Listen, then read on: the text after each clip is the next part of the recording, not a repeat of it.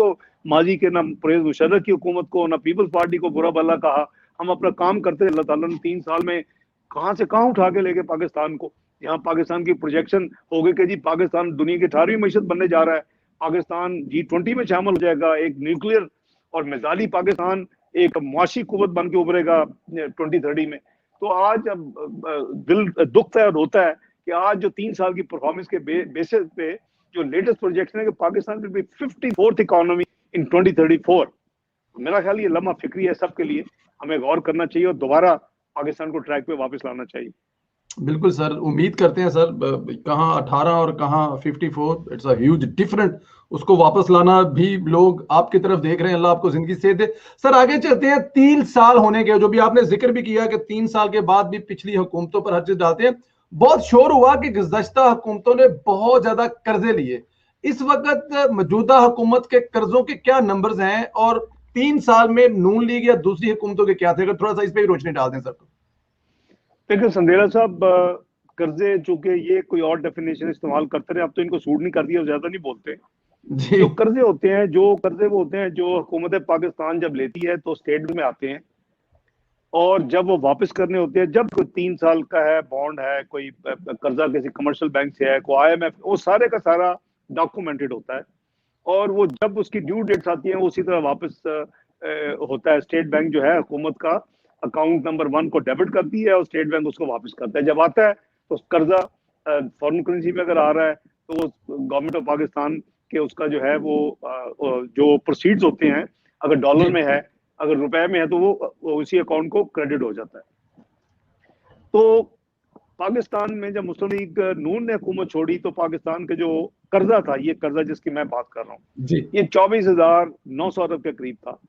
आप इसको राउंड करके 25,000 कह लें, लेकिन 1900 अरब स्टेट बैंक में मौजूद था कैश अनयूटिलाइज्ड।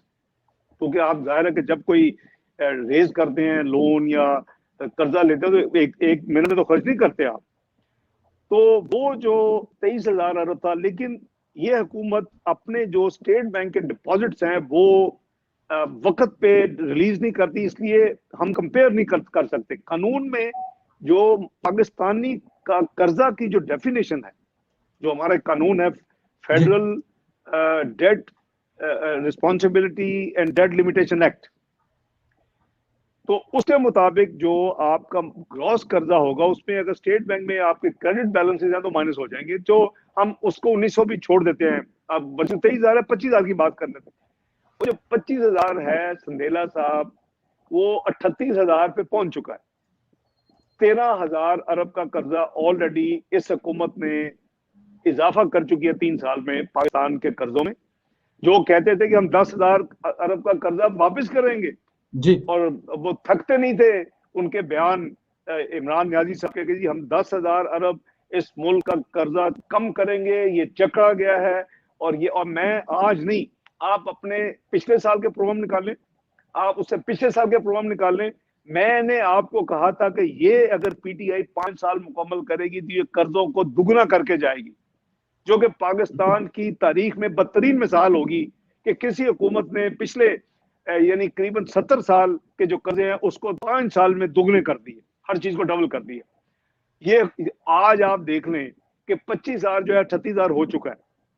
अभी मैं आपके सामने ये 3,991 अरब अभी आपने जो बजट डेफिसिट है, ये क्या है?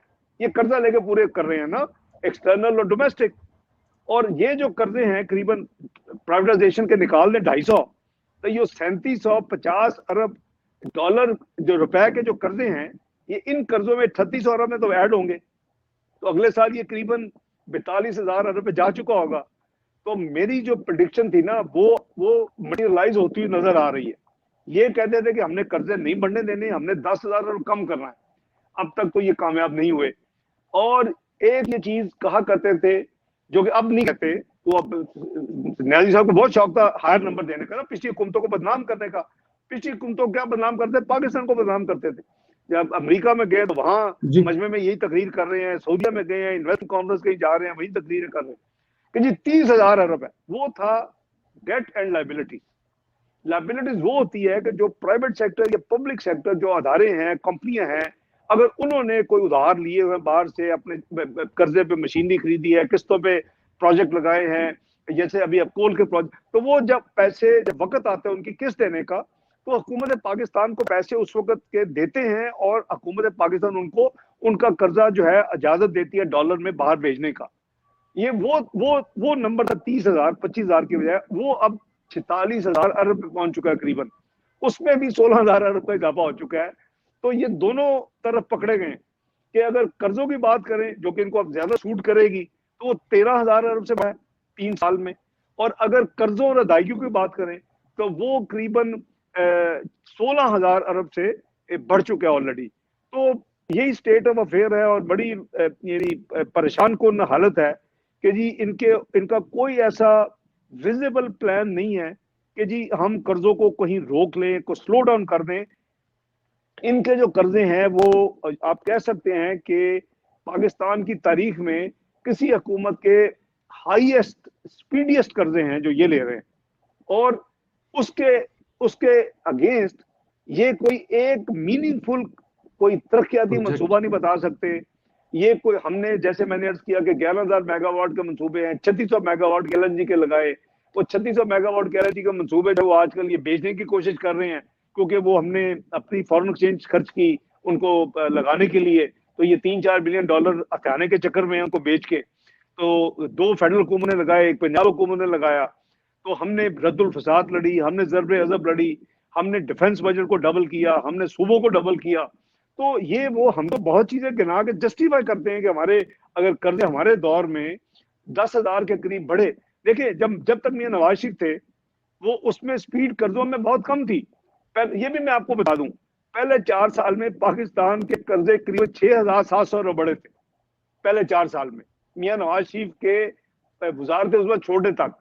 इन्होंने 3 साल में 13,000 अरब कर्जे बढ़ा दिए। जरा इमेजिन करें, मुस्लिम लीग के पहले 4 साल मियां नवाज शरीफ की आदत में 6,700 अरब, इन्होंने 13,000 अरब ऑलरेडी बढ़ा दिए। और फिर 14 साल जो है जो मैं कहा करता हूँ कि गुमसान का रन पड़ा वजारत खजाना के ऊपर, जब मियां साहब चले गए मैंने छोड़ दिया, और जो कुछ उसमें हुआ, फिर डिवेल्यूशन हो गई, फिर वो उसका एक असर हो गया करीबन 700-800 बिलियन। तो वो भी उसके बावजूद हमारे ग्रॉस कर्जे जो थे करीबन 10,000 अरब बढ़े। और आज आप देखें कि क्या हाल है, 3 साल में हम किधर खड़े हैं। तो ये लम्हा फिक्री है संदेला साहब सबके लिए। सर मैं सोच रहा था कि आप कह रहे हैं कि आपने डबल किए थे और आप फेवरेट नहीं है, जिन्होंने सिर्फ 12,000 से 13,000 समथिंग किया वो फेवरेट भी हैं, पता नहीं फिर क्यों फेवरेट नहीं है आप डिफेंस के बजट की बात कर। हाँ, डिफेंस हमने अल्लाह के फजल से डबल किया जी। हमने 5 साल में संदेला साहब हमने रेवेन्यू अगर डबल किया तो हमने डिफेंस भी डबल किया। हमने डिफेंस बजट जो है उसको हम 550 के करीब था, 1100 अरब से क्रॉस किया। हमने अपना जो है पेंशन को इसी तरह लुक आफ्टर किया, पेंशनर्स को जो सिविल और जो अपना आर्म फोर्सेस के पेंशनर्स हैं। हमने अपना उसके साथ साथ तरक्की को भी, हमने तरक्याती बजट भी मैंने आपको कहा कि उसको डबल नहीं किया बल्कि उसको करीबन हमने 250% यानी 2.5 टाइम हमने उसको बढ़ाया, क्योंकि मुल्क की तरक्की होगी, आपका पहिया चलेगा, आपकी टैक्स कलेक्शन बेहतर होंगी, आपके पास ज्यादा बेस होगा। आप अगर ये मामला चलता रहता तो आज वो पता नहीं किधर लोग खड़े होते। लेकिन चले बहरहाल वो इलादा बात है, वो किसी को हम डिस्कस करेंगे, वो नेशनल इंटरेस्ट की बातें हैं, वो मेरा ख्याल है बजट के हवाले से उसकी जरूरत नहीं है डिस्कस करने की। नहीं सर, हम तो सिर्फ ये कह रहे थे कि आपने डबल किया तो फिर भी आपसे इतना ज्यादा प्यार, शायद इसीलिए आपसे इतना ज्यादा प्यार किया जाता है, बड़ी बड़ी महफिलों में आपका जिक्र होता है। लेकिन सर आगे चलते हैं, इससे निकलकर बड़ी बड़ी महफिलों में इसलिए जिक्र होता है कि उनको कभी फाइनेंस मिनिस्टर आंखों में आंखें डाल के उन्होंने कोई डिसिप्लिन सिखाने की कोशिश नहीं की। वो सिखाना चाहिए हर एक को, हम सब कोलीग्स हैं, को आसमान से कोई नहीं उतरा हुआ, हम सब इक्वल ह्यूमन बींग्स हैं। और इसमें ये नहीं है कि मुझे भी अगर किसी को सिखाना की जरूरत हो तो मुझे भी बताना चाहिए। अगर मैं अपने वजीर आजम नवाज शरीफ को कह सकता हूँ कि जनाब वजीर आजम, पाकिस्तान की जो हालत है 2013 में, हम जो वजीर आजम के डिस्क्रिशनरी स्वाबदीदी फंड्स हैं उसको हम जीरो करना चाहते हैं, आपकी इजाजत से 43 बिलियन होते थे, तो उन्होंने बड़ी खुशी इजाजत दी। अगर मैं अपने फेडरल मिनिस्टर के जो स्वाबदीदी जो फंड थे उसको जीरो कर सकता हूँ, तो भाई मैं हर एक को मैं डिसिप्लिन में करूंगा ना, मेरी तो वो जिम्मेदारी है। तो छोड़े, वो ये ऐसे ही है, वो लाइटर वे में चीजें हैं, कोई मसला नहीं है, देखेंगे इंशाल्लाह।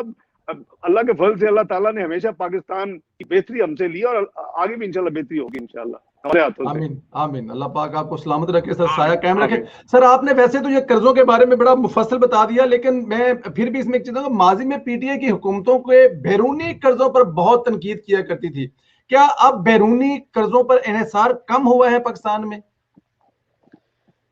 नहीं, बिल्कुल नहीं हुआ जी, बल्कि बैरूनी कर्जों का बिल्कुल नहीं कम हुआ, बल्कि ज्यादा हो गया है। और मैंने अभी आपको कहा कि अगले साल भी ये यहाँ सिर्फ बैरूनी कर्जे उतने ले रहे होते हैं ना जितने इन्होंने पिछले माजी के कर्जे बैरूनी वापस करने हैं, तो वो तो आपका स्टॉक नहीं बढ़ता। ये एक बड़ी सिंपल बात, क्योंकि ये जी बार बार लोगों को गुमराह करते हैं।